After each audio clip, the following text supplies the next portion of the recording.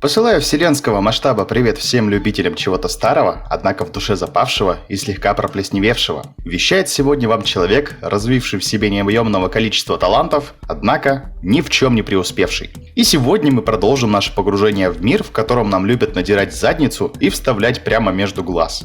И, конечно, хочу поблагодарить русское сообщество по Far Cry, которое не только в моих глазах славится отзывчивостью на любой вопрос, а также ламповостью, энергичностью и редчайшей любовью к игре. Спасибо от всего сердца, что помогаете оставлять комьюнити Far Cry не без контента. Дабы не пропустить ветку голливудского блокбастера, настоятельно рекомендую посмотреть первую часть сие божественного произведения. А закончили мы в прошлый раз на том, что наконец спасли нашу непонятную журналистку-ФСБшницу, и они вместе с неким агентом под прикрытием Дойлом дали нам задание взорвать к чертям кошачьим какой-то регулятор. И после направляют нас в архив доктора Кригера. И, кстати, эта баба, за которой мы гоняли все 5 долбанных уровней, снова куда-то уходит, не рассказав никаких глобальных планов. Ну, конечно, нахрен нам давать какую-то либо важную информацию человеку, который делает за вас всю работу.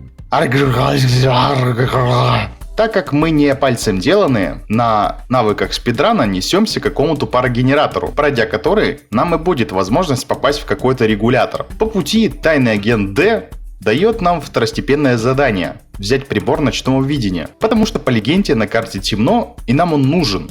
Однако я совсем не понял, нахрена нам нужен этот прибор, ведь используя стандартные настройки гамма и яркости, я даже заглянув под воду бескрайнего океана, вижу курс российского рубля. Выкашивая толпами всяких монстров и враждебно настроенных слепышей, таки попадаю к парогенератору, где наш любимый герой выдает очередную шутейку категории Петросян. Ты нашел старшего техника? Да, предложил его отдохнуть. Выяснив по бумажкам технического инженера из Ростелекома, где находятся клапаны, которые помогут нам продвинуться дальше по повествованию, идем не щадя стамину и слушаем Заливалова о том, что скоро все будет кончено.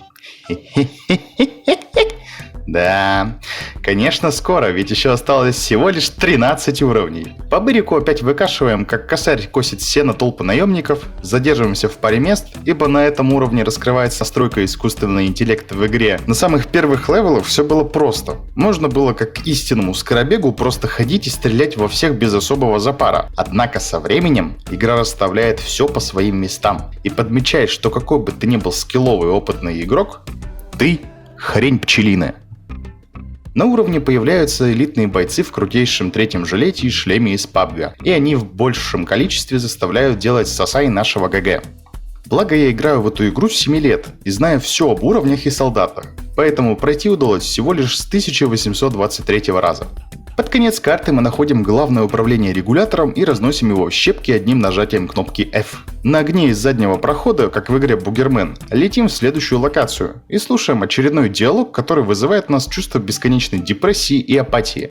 Джек, ты меня слышишь? Джек! Да, я слушаю. Что случилось? Джек, тут повсюду трайганы. И похоже, они когда-то были людьми. Оставайся на месте. Не спускайся сюда. Здесь слишком опасно. Это что за... Дойль, что мы будем делать? Нельзя так вот оставить ее там умирать. У нас небогатый выбор, Джек.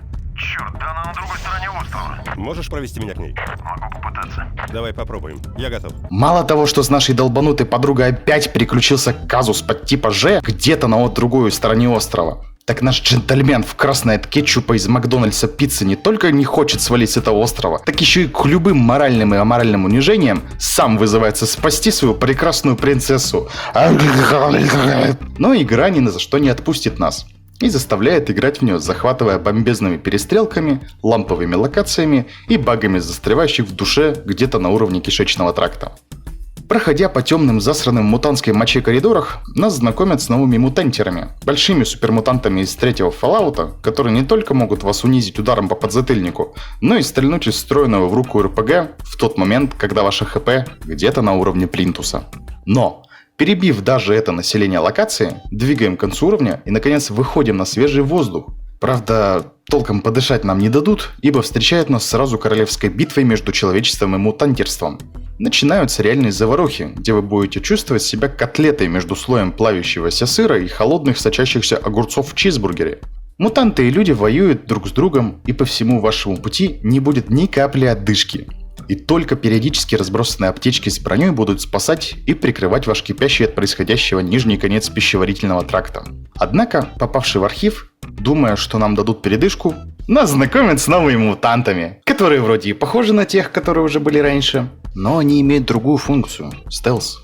Однако, все равно будут надирать вашу задницу. И да, разрабы так постарались над аспектами игры, что этих монстриков совсем не видно без прибора ночного видения, так что выполнять допки в игре настоятельно рекомендую. Познакомившись с новым подвидом, вспоминаем, что наша главная задача – это найти Валери, и стремимся к ней на наших клавиатурных ботинках скороходов, кроша все и вся население Форсру-1. Особенно хочется заострить внимание на складе с кучей всяких солдат элитного класса. Даже несмотря на то, что я уже 17 лет играю в эту игру, надирают задницу мне в том моменте с особым пристрастием. И даже на легком уровне сложности здесь будет нелегкий уровень сложности. Хнык-хнык пф-пф. Посмотрев через бинокль, как Кроу улетает от настоящих боевых действий, в очередной раз летим к нашей возлюбленной сквозь пелену унижения и осуждений. В очередной раз нас пытаются успокоить тем, что наша краш где-то недалеко. Однако, спокойствие – это не кредо сия немецкого мира фантазий. Ранее мною не было подмечено, что основной геймплей некоторых уровней состоит из метания по комнатам, засранных соитием человеческо-мутантской плоти и пуль, в которой нужно найти какой-то рубильник, включающий другой рубильник, который в свою очередь включает третий рубильник, позволяющий включить четвертый рубильник, дающий возможность включить пятый будильник, помогающий запустить 12867 рубильник и пройти по сюжету далее. Однако, даже главный герой подмечает нам, как он заколебался ходить туда-сюда на побегушках у неместного МВД. Надеюсь, это был последний переключатель. Включившись все возможные рубильники, игра позволяет нам включить очередной рубильник. Дело в том, что в одном из помещений очень высокие потолки, а нам нужно попасть на уровень выше. Никакой лестницы или лифта туда нет. И нам не приходит лучшая идея, чем затопить мутангерскими выделениями всю комнату и как ЗАЗ-966 всплыть в недра финальной комнаты. Там-то не снова и лишь повторно наконец мы спасаем нашу тянку от наводнения кригерских высеров. И вот, наконец-то, мы приблизились к финалу повествования, и все уже будет хорошо. Но... Ребята, плохие новости. Я пытался связаться с кем-нибудь, чтобы вытащить вас отсюда, но возникла проблема. В чем дело, Гарланд? Кригер установил электромагнитное поле, блокирующее все передачи вовне. Мой сигнал тоже блокируется. Придется нам это исправить. Заткнись, тупая дура! Очень скоро я вас подберу. Я смогу доставить вас к источнику этого поля. Отсюда есть второй выход. Я жду вас на катере снаружи. Главный комплекс Кригера там неподалеку. Может быть, если подумать, я найду способ накрыть там все. Делай, что хочешь, но как только поле исчезнет, я вас покидаю. Мне за это дерьмо даже не платят. Не переживай, я тебя понимаю, дружище. Далее нам дают хоть немного отдохнуть от бесконечных орд мутантеров и спокойно побегать по островам, покрошить наемников и вышки. Видимо, еще с первой части у юбиков появилась платоническая любовь ко всему железному и продолговатому. По рации нам угрожает Кроу расправой на уровне стрелки за школой после урока биологии, а мы же лампово прогуливаемся по лазурным берегам и крошим все, что создано рукой недочеловека. Под финал левела нам дается возможность взорвать нахрен кораблик стоимостью 12 миллионов тенге, и также, наконец, лоб в лоб впервые столкнуться с предводителем наемников. В сие битве он также в крысу полез на нас с вертолетом и пулеметом, вместо того, чтобы спуститься и, наконец, вручную надрать нам задницу. Конечно же, само собой, красногавайский пенсионного возраста спецназовец не пальцем деланный, и мы вместо того, чтобы принимать лютейший Бранденбург от отсталого качка, просто берем и проталкиваем как можно грубее и глубже в его незатейливый ролик множество ракет. Как обычно, в крысу он сбегает с поля битвы, побежденный и униженный. Нас подбирают на катеры и увозят куда-то в джунгли.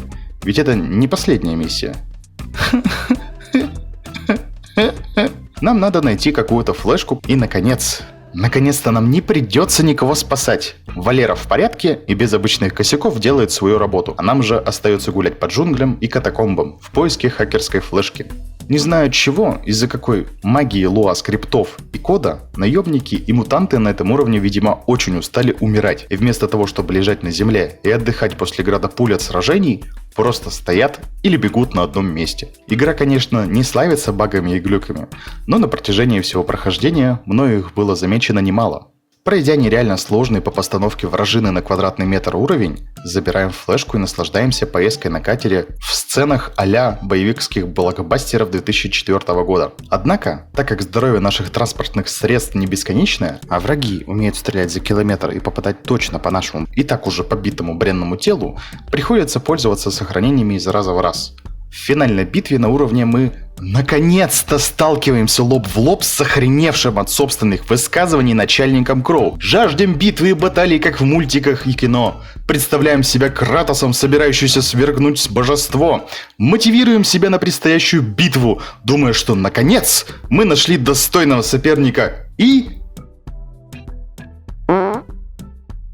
Быстренько зачищаем от наемников локацию и наслаждаемся катсценой, в которой нам поясняют наконец-то суть путешествия и что мы есть такое на самом деле. Джек!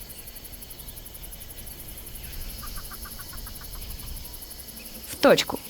Здесь находится фабрика, где они производят мутаген.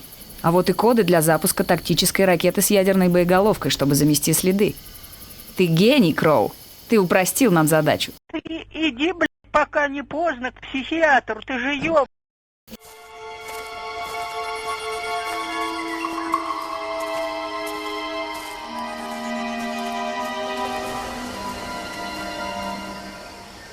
Смотри за джунглями, Джек.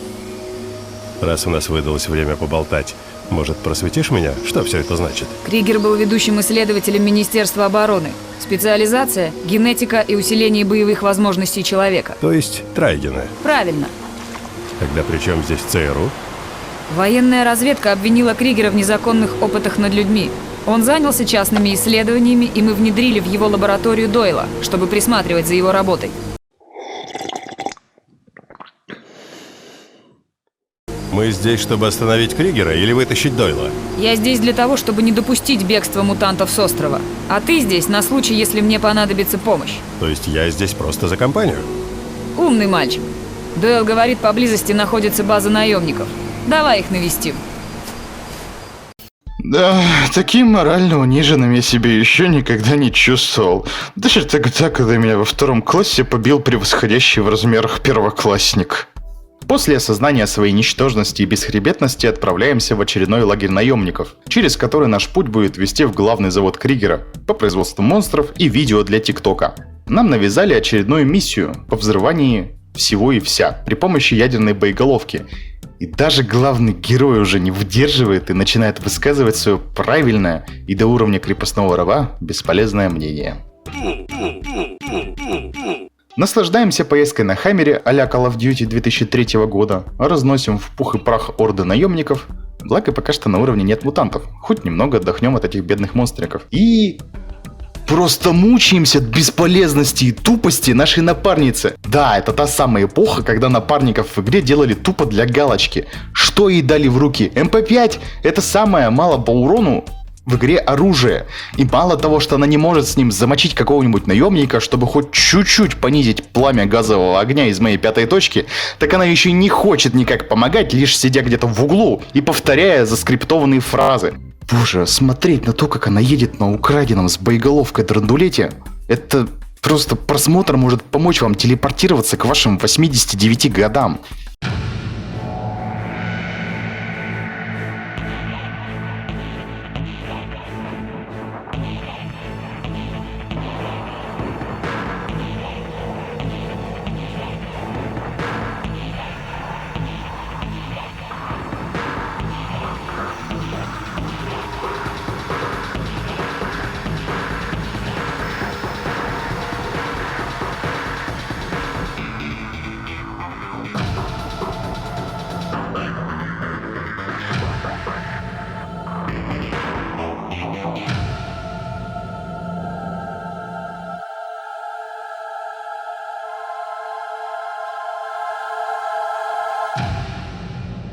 Но рано или поздно одно унижение заканчивается и начинается следующее. Будучи наскиллованным раздавать люля-кебаб каждому настаивавшему на нас свой клянящий продолговатый ствол, угощаем всех подряд свежим порохом, колем себе и своей подруге сыворотку от мутантской болезни и взрываем главную лабораторию Кригера. Как сказал Дойл, взрыв может расплескать по воздуху мутаген, и все вокруг превратится в ламповых немецко-французских гиков.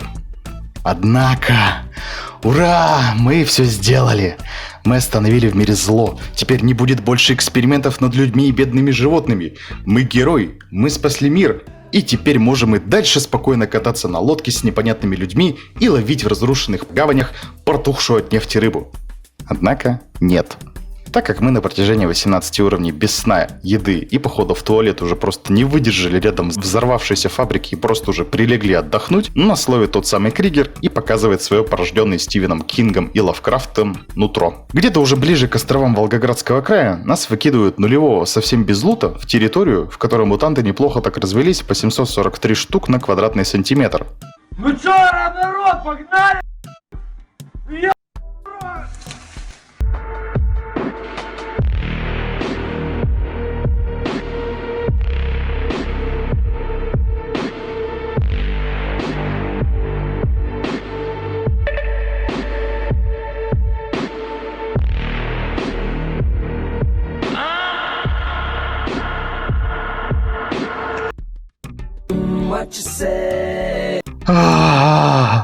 Мало того, что вместо заслуженной пенсии нас заставили выполнять грязную работу на страну, так еще и та же самая правительственная организация не смогла обеспечить нам спокойный уход, и нас побитого, непобритого и морально униженного кидают на смерть, где миллиард мутантов и почти нечем защищаться. Но подождите, рано ныть, это еще не все ущемление личности. Несмотря на то, что при помощи мутантского межрасового соития мутантов на острове мега дохрена, мы все равно пробиваемся дальше и получаем вместо очередного задания мотивирующий на дальнейшую жизнь совет. Джек, тебе надо бежать из этой зоны. И снова, или даже вновь, опять, или видимо повторно, мы разносим каждого мутанта и наемников в заготовки для украинского борща. Без даже намеков на патроны и здоровье, идем искать хотя бы минимальный лут. Радуемся при виде буханки аптечки и среднего такого запаса снаряжения и созерцаем зеленую руку. Как оказалось, со слов Дойла, мутаген все-таки попал внутриноздрючно в наш организм и произвел изменения на уровне гамма и бета излучения, сделав из нас маленького, но еще не поехавшего с катушек Халка. И из разговора также выясняется, что седовласый умалишенный дед разработал сыворотку, которая не распространяет мутацию по телу. И так как мы уже заражены, выбора у нас не осталось. И идем на всех парах через кипящую лаву вулкана прямиком в главный центр доктора Кригера. Раздавшись свежей шаурмы из кошатины каждому кривострелу, попадаем в великую лабораторию и находим там нашу бесполезную подругу, которая, как оказалось, тоже заражена. Поехавший дед также преобразился и стал мега крутым мутантом, который может выполнить любой сложности задачу. Битва с ним была даже круче, чем с Кроу. Если того я просто застрелил парой патронов, то с этим пришлось попотеть и даже целый один раз загрузить сохранение. Победивший выжившего из ума старпера, мы узнаем, что наш друг, соратник и напарник Дойл — крысы, каких мы еще не видали в этой жизни. Старик был склонен к театральности, жаль, у него не было деловой хватки. Дойл, ты не посмеешь. Еще как посмею. Работа на правительство научила меня главному. Где новое оружие? Там можно сорвать неплохой куш. Почему ты сам не убил Кригера? Трайген беззаветно предал своему парче, а ты его только что убил. Любопытно было взглянуть на их реакцию. Но мне пора, покупатели ждут. Дойл, если ты не дашь нам сыворотку, тебе не покинуть остров живым. Да, я знаю, ты мне не поверишь, пока я не приставлю ствол к твоему лбу. Но это так. Жаль, Джек, но она мне нужна самому. Прости, что не жму тебе руку. Это капец! Вводить нас за нос 19 уровней подряд и в 20 уровне сказать, что он такой весь из себя крутой, заберет наработки ученого и еще и оставит нас подыхать, да мы ему глаз на жопу надерем. Слава Адонусу, что наша подруга тут, а не на другой части локации, она сильно позеленела и ничем не может нам помочь по игре. Однако из всех изменений произошло только то, что она сильно позеленела. Собираем финальный арсенал, разносим десятках самых сложных мутантеров и самых смертоносных бойцов и слушаем финальную речь крысиной крысы. Нет. Слышишь? Попробуй понять, я послан ими. Они всегда наблюдают. Этого не изменить. Как изменишь будущее? Возможно, никак, но я позабочусь, чтобы тебя в нем не было. Глупый ублюдок. Не так. Вот так.